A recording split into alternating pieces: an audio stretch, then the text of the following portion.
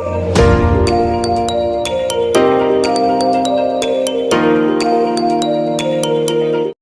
बच्चों, जैसा कि पिछले वाले वीडियो में हमने देखा था नियंत्रण और समन्वय के कुछ सवाल, तो उसी चैप्टर के आज कुछ और सवालों को हम लोग देखेंगे। तो चलिए शुरू करते हैं। तो पहला सवाल है, कौन सी नलिका विहीन ग्रंथि है? ठीक है, तो ग्रंथि मतलब पहले भी समझे थे कि एक ऐसी थैली होती है, ठीक है, जिससे क्या होता है, किसी न किसी चीज का स्राव होता है। तो किस चीज का स्राव होता है? या तो एंजाइम का या हार्मोन का। तो इसके आधार पर अगर देखा जाए तो ग्रंथि तीन प्रकार की होती है। ठीक है, एक होता है अंतःस्रवी, अंतःस्रवी, एक होता है कौन सा, बाह्यस्रवी, ठीक है, एक होता है मिश्रित। अब थोड़ा समझेंगे। अंतःस्रवी ग्रंथियां में याद रखेंगे कि ये हार्मोन का स्राव करती है, ठीक है, और उसके अलावा इसमें कोई नलिका नहीं होता। ठीक है, मतलब ये जब स्राव करता है हार्मोन को, तो हार्मोन किसी नलिका के माध्यम से नहीं बहता, वो डायरेक्ट ब्लड में मिल करके क्या होता है, आगे की ओर बढ़ता है। ठीक है, अब बाह्यस्रवी की अगर बात किया जाए तो इसमें नलिका होती है। ठीक है, और याद रखेंगे कि ये एंजाइम का स्राव करती है। ठीक है, अब मिश्रित दोनों का, ठीक है, या तो हार्मोन या एंजाइम, यानी दोनों का करती है। तो सवाल क्या है, कौन सी नलिका विहीन ग्रंथि है? ठीक है, यानी जिसमें कोई नलिका नहीं है। तो जाहिर सी बात है इसका आंसर अंतःस्रवी में से ही कोई होगा। तो अंतःस्रवी इसमें से ढूंढेंगे कौन सा, एड्रीनल। ठीक है, एड्रीनल जो ग्रंथि है वो कौन सी है, अंतःस्रवी ग्रंथि है। ठीक है, चलिए अगला सवाल है, दो तंत्रिका कोशिकाओं के मध्य खाली स्थान को कहते हैं, यानी दो तंत्रिका कोशिका, उसके मध्य में जो खाली स्थान है उसको क्या कहते हैं? इससे पहले भी हम लोग पढ़े थे, क्या कहते हैं, सिनेप्स, सबसे लास्ट वाला हिस्सा। ठीक है, चलिए अगला सवाल है कि थायरोक्सिन का स्राव कहाँ से होता है? तो याद रखेंगे थायरोक्सिन का स्राव एक ग्रंथि पाई जाती है यहाँ पे, ठीक है, गला के पास, उसको बोला जाता है क्या, कि थायराइड ग्रंथि। वही क्या करता है, स्राव करता है थायरोक्सिन का। अगर कम स्राव करेगा तो वही ग्वाइटर रोग हो जाएगा, यानी घेंगा रोग। ठीक है, तो इसका आंसर क्या हो जाएगा, ऑप्शन ए, थायराइड ग्रंथि। चलिए आगे है कि कृत्रिम वृक्क किन अपशिष्ट पदार्थों को रुधिर अपोहन द्वारा पृथक करता है? तो ये बोल रहा है क्या कि जो कृत्रिम वृक्क लगाया जाता है डायलिसिस क्रिया द्वारा, ठीक है, तो वो कौन से पदार्थ को ब्लड से बाहर निकालता है? कौन सा खराब पदार्थ है जिसको ब्लड से बाहर निकालता है? तो याद रखेंगे यूरिया वगैरह को ज्यादातर निकालता है। ठीक है, तो यूरिया जो है ना, वो याद रखेंगे कि नाइट्रोजन का ही ज्यादातर बना हुआ होता है। ठीक है, तो ऑप्शन ए हो जाएगा। चलिए आगे है कि मस्तिष्क उत्तरदायी है किस लिए? ठीक है, तो मस्तिष्क किस लिए होता है? सोचने के लिए भी होता है, शरीर का संतुलन बनाए रखने के लिए, हृदय स्पंदन के लिए, मतलब हृदय गति को भी कंट्रोल करता है, यानी तीनों काम करता है मस्तिष्क। ठीक है, तो इसका आंसर क्या होगा, इनमें से सभी। अगला सवाल है, नर हार्मोन का नाम है। ठीक है, तो थोड़ा समझेंगे, नर जननांग, इसको कहा जाता है वृषण। ठीक है, ये एक जोड़ी होता है, इसके ऊपर होता है अधिवृषण। ठीक है, इसका काम क्या है, तो शुक्राणु का निर्माण। ठीक है, और साथ ही साथ याद रखेंगे क्या कि एक हार्मोन का भी स्राव करता है। ठीक है, और वो हार्मोन का नाम क्या है, टेस्टोस्टेरोन। ठीक है, टेस्टोस्टेरोन।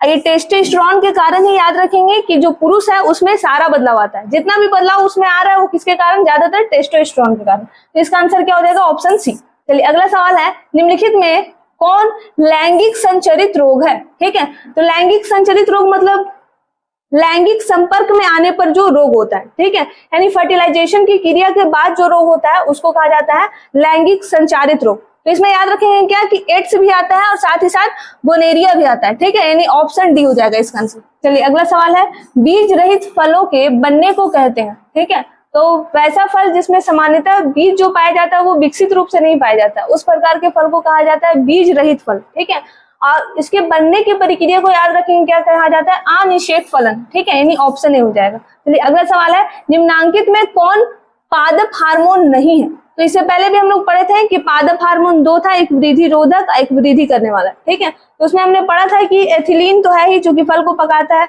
ऑक्सीन भी है जो कि हम लोग देखे थे कि ये क्या करता है, वृद्धि करता है, साइटोकाइनिन भी था, यानी तीनों था। कौन नहीं है? तो याद रखेंगे क्या, ऑक्सीटोसिन नहीं है। ठीक है, ये जंतु में पाया जाने वाला क्या है, हार्मोन है। ऐसे क्या होता है, दुग्ध का स्राव होता है। ठीक है, अगला सवाल है, ग्वाइटर रोग पनपता है, मतलब किसके कारण ग्वाइटर रोग होता है? तो हम लोग देखे थे कि जब आयोडीन की कमी हो जाती है तभी होता है। ठीक है, चलिए आगे है, न्यूरॉन के बड़े तंतु को क्या कहते हैं? तो हम लोग देखे थे कि जो बहुत बड़ा था ऐसा न्यूरॉन हम लोग बनाए थे इससे पहले वाले में। ठीक है, और उसमें हम लोग देखे थे क्या कि यही वाला जो हिस्सा था, ठीक है, ये पूरा हिस्सा को यहाँ से लेकर के यहाँ तक को क्या कह रहे थे, एक्सॉन कह रहे थे, है ना, यानी सबसे बड़ा वाला एक्सॉन। और छोटा बोलेगा तो याद रखेंगे क्या, ये है, ठीक है, जिसको डेंड्राइट कहा जा रहा था। चलिए आगे देखते हैं। अगला सवाल है न्यूरॉन के छोटे तंतु को क्या कहते हैं? तो अभी अभी हम लोग देखें क्या कहा जाता है, डेंड्राइट। ठीक है, चलिए अगला सवाल है कौन सा हार्मोन कोशिका विभाजन को बढ़ावा देता है? तो याद रखेंगे क्या है, साइटोकाइनिन। ठीक है, यही क्या करता है, कोशिका विभाजन को बढ़ावा देता है।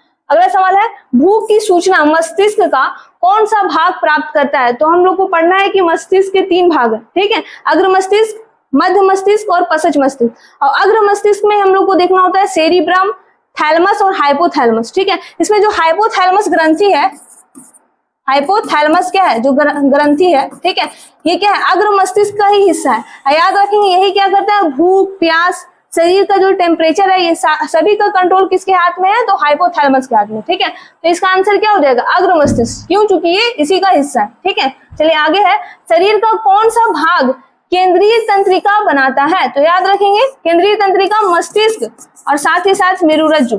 ठीक है, मेरुरज्जु, ये दोनों मिलकर के क्या किसका निर्माण करता है, केंद्रीय तंत्रिका तंत्रिका। तो इसका आंसर क्या हो जाएगा, मस्तिष्क। ठीक है, चलिए आगे है कि कौन सी ग्रंथि अंतःस्रवी और बहिःस्रवी दोनों है, यानी मिश्रित प्रकार की ग्रंथि है। ठीक है, इसमें याद रखेंगे कौन सी है, मिश्रित। तो शरीर में एक ही है जो मिश्रित का वाला काम करती है, उसका नाम क्या है, अग्नाशय। ठीक है, इसका काम क्या है, इसका काम है ये दोनों का स्राव करती है, हार्मोन का भी और साथ ही साथ याद रखेंगे एंजाइम का भी।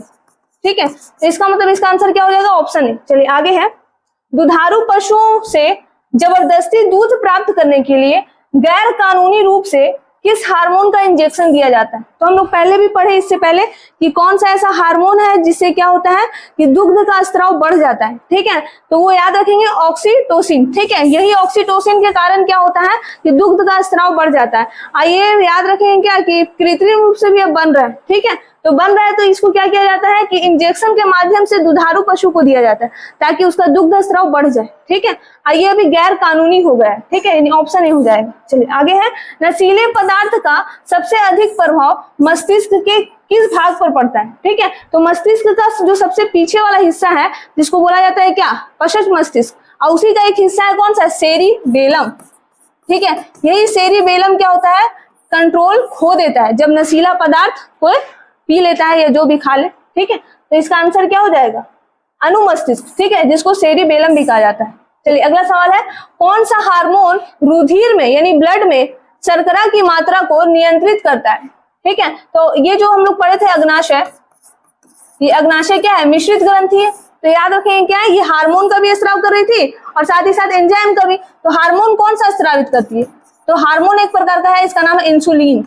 ठीक है, ये इंसुलिन का जो काम है ना, ये क्या करता है कि हमारा जो ब्लड है उसमें शुगर को कंट्रोल रखता है, यानी शर्करा की मात्रा को क्या करता है, नियंत्रित करता है। और जैसे ही ये कम होगा तो व्यक्ति को क्या हो जाता है, डायबिटीज। ठीक है, तो अगर देखा जाए तो इसका आंसर क्या होगा, इंसुलिन। ठीक है, चलिए अगला सवाल है निम्नलिखित में से कौन शरीर का ताप नियंत्रण केंद्र है?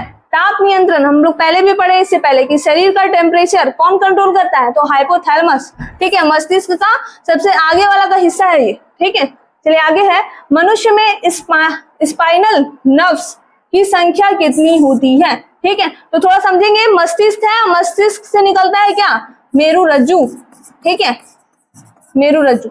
हाँ, मेरुरज्जु से याद रखेंगे क्या, लगभग 31 जोड़ी, कितनी जोड़ी, 31 जोड़ी नसें निकलती है। ठीक है, इसी से क्या होता है, पूरा सूचना मेरुरज्जु में और उसके बाद मस्तिष्क तक पहुंचता है। ठीक है, यानी इसका आंसर क्या हो जाएगा, 31 जोड़े। ठीक है, चलिए अगला है निम्नलिखित में मादा ग्रंथि किसे कहते हैं? ठीक है, तो थोड़ा समझेंगे मादा ग्रंथि। तो मादा ग्रंथि यानी क्या, अंडाशय को कहा जाता है। ठीक है, ऐसे याद रखेंगे क्या कि प्रोजेस्टेरॉन, ठीक है, साथ ही साथ एस्ट्रोजन, ये सब हार्मोन का क्या होता है, स्राव होता है, जिससे महिला में परिवर्तन देखने को मिलते हैं। ठीक है, चलिए अगला सवाल है निम्नलिखित में कौन एक प्रतिवर्ती क्रिया का उदाहरण है? तो हमने देखा था वैसी क्रियाएं जो अचानक हो रही है। ठीक है, उसको क्या कहा जाता है, प्रतिवर्ती क्रिया। इसका कंट्रोल किसके हाथों में है? तो हम लोग देखे थे मेरुरज्जु। ठीक है, तो अचानक क्या होता है, मिठाई देखकर मुंह में पानी आना अचानक है, जाहिर सी बात है। छींक आना, सही बात है, अचानक है। आंखों का झपकना, ये भी क्या है, अचानक है। तो तीनों हो जाएगा इनमें से सभी।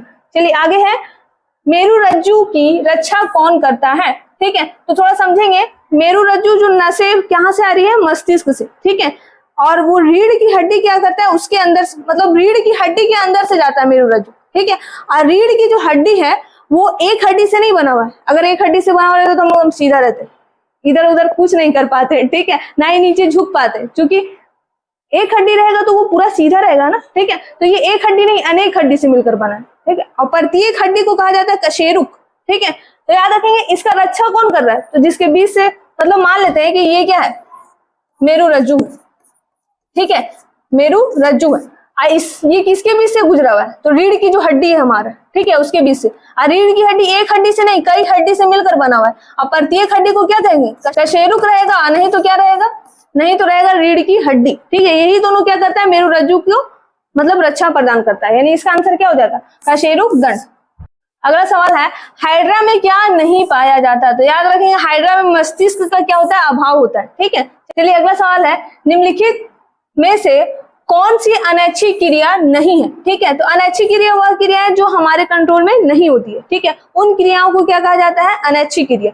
तो कौन सा ऐसा क्रिया है जो हमारे कंट्रोल में है, ठीक है। तो कौन सा ऐसा क्रिया, चबाना है, ठीक है। तो हम लोग क्या करते हैं, हम लोग चबाते हैं, तो ये क्रियाएं हमारे कंट्रोल में है। तो अगर देखा जाए तो इसका आंसर क्या हो जाएगा, ऑप्शन बी। और ये हमारे कंट्रोल में नहीं है तो ये अनैच्छिक क्रिया होगा, ठीक है। लार का आना भी हमारे कंट्रोल में नहीं है तो अनैच्छिक क्रिया होगा। वमन मतलब क्या, वही उल्टी केंद्र, ठीक है, वो भी हमारे कंट्रोल में अगर देखा जाए तो नहीं है, तो अगर देखा जाए तो इसी में जाएगा। आगे है, पोन्स मेडुला और अनुमस्तिष्क यानी सेरिबेलम ये किसका हिस्सा है, ठीक है। तो ये किसका हिस्सा है, हम लोग देखे थे, सबसे पीछे वाला जो मस्तिष्क है यानी पश्च मस्तिष्क का क्या है, हिस्सा है, ठीक है। चलिए आगे है, मस्तिष्क का कौन सा भाग शरीर की स्थिति तथा संतुलन का अनुरक्षण करता है, ठीक है। तो अगर देखा जाए मस्तिष्क का ऐसा कौन सा हिस्सा है जो शरीर को कंट्रोल करता है, तो हमने देखा था कि ऐच्छिक जो क्रियाएं करते हैं, ठीक है, दो प्रकार की क्रियाएं थी, एक ऐच्छिक और एक अनैच्छिक क्रियाएं, ठीक है। ऐच्छिक क्रियाएं वे क्रियाएं होती है जो हमारे कंट्रोल में होती है, जैसे हम लोग हाथ को चलाएं, चबाएं, ये सब क्या है, ऐच्छिक क्रियाएं, ठीक है। इसका भी कंट्रोल करने के लिए मस्तिष्क का एक हिस्सा है, ठीक है, जिसको हमने सेरिबेलम कहा था, ठीक है। सेरिबेलम को ही हिंदी में क्या कहते हैं, अनुमस्तिष्क, ठीक है। चलिए आगे है, फूल में नर प्रजनन अंग होता है, ठीक है, यानी कौन सा ऐसा हिस्सा है जो फूल में नर वाला हिस्सा है, ठीक है। तो कौन सा है, पुंकेसर, याद रखेंगे। बोलेगा मादा प्रजनन अंग कौन सा है, तो याद रखेंगे क्या होगा, स्त्री केसर, ठीक है। सवाल है, निम्न में से बहिःस्रवी ग्रंथि है, ठीक है। तो बहिःस्रवी ग्रंथि कौन सी है, तो याद रखेंगे कौन सी है, श्वेत ग्रंथि, ठीक है। बाकी सब ये तीनों जो है ये अंतःस्रवी है। बहिःस्रवी ग्रंथि याद रखेंगे, ये जो श्वेत ग्रंथि है इससे क्या होता है, पसीना का स्राव होता है, ठीक है। पसीना का स्राव श्वेत ग्रंथि के माध्यम से ही होता है, ठीक है। तो ये थे चैप्टर के 30 सवाल। ये चैप्टर हो चुका है खत्म। अगर आपको कुछ भी दिक्कत लग रहा है तो कमेंट में जरूर बताएं और हमारे साथ बने रहें। तब तक के लिए धन्यवाद।